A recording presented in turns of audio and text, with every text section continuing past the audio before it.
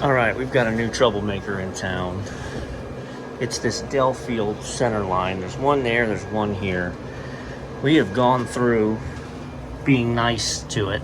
It just freezes up. My operating pressures are spot on, okay? My mechanics are working good. The thermostat does satisfy when I'm here in the mornings, but once they're jumping for lunch, I can't really be in here. And so it uses an air temperature probe, okay, and a coil temperature probe.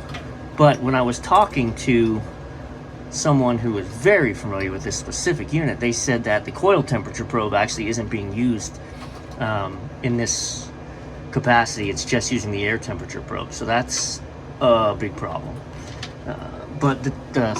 So I'm putting in a digital controller, the end, right? I'm gonna bury my probe in this evaporator coil. Now there's two, so there'll be a little bit of complication, but I've already run it through. I'm gonna bury my probe in the coil so that the coil cannot freeze up. So it will freeze up, but I'm gonna set my temperature, my coil temperature to, I don't know, let's start at maybe 22.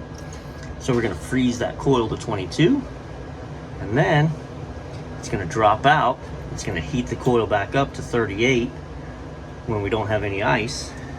Take it from there. So, and I got a little wiring to do on the back end, but yeah, enough is enough with this thing. All right, existing thermostat.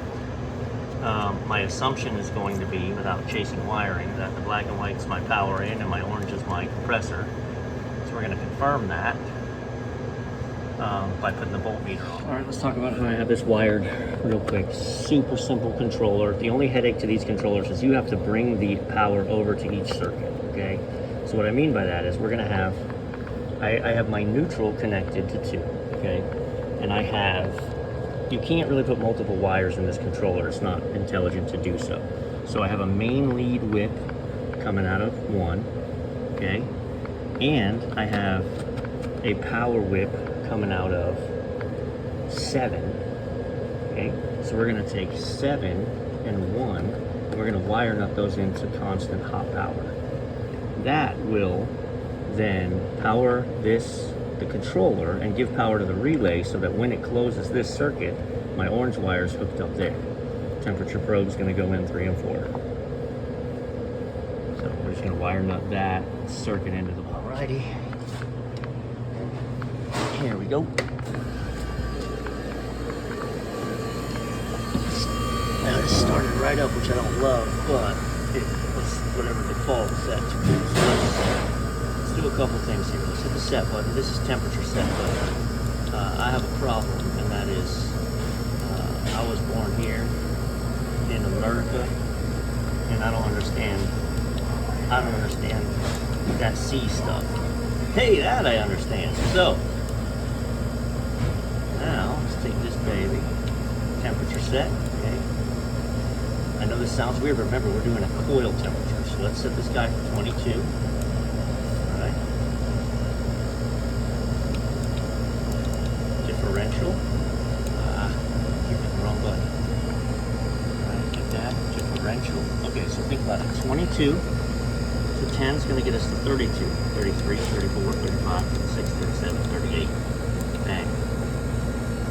So, my coil is going to drop to 22, and then this compressor is going to drop out. It's going to run back up to 38, and then down to 22, up to 38, down to 22, up to 38, and in theory it will be impossible for the coil to freeze up. We just need to see what the box temperatures, once it cycles a dozen times, where's our box temperature holding. Sometimes you need to take that 22 and push it even lower. Well, alright, I'm not going to go cutting in a place for it. I'm just going to hang it for right now. We've already satisfied on and off a couple times, so I think I have it set now for 24 degrees, if I remember right. Let's see, I made some changes. Yeah, so I have it set for 24 and 14.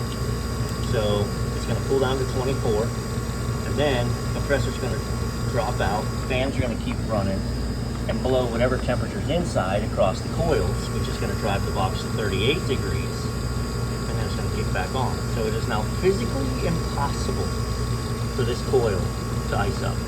All right, I've done both of those units the same way. They're good, they're cycling. We're watching it pull down 44, 41. 38. We're down to the 38 cycle.